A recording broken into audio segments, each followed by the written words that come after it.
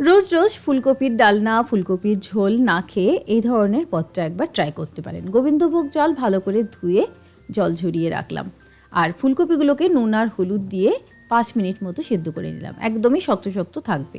তারপর সাদা তেলের মধ্যে আলুগুলোকে নুন হলুদ দিয়ে ভেজে নিতে হবে।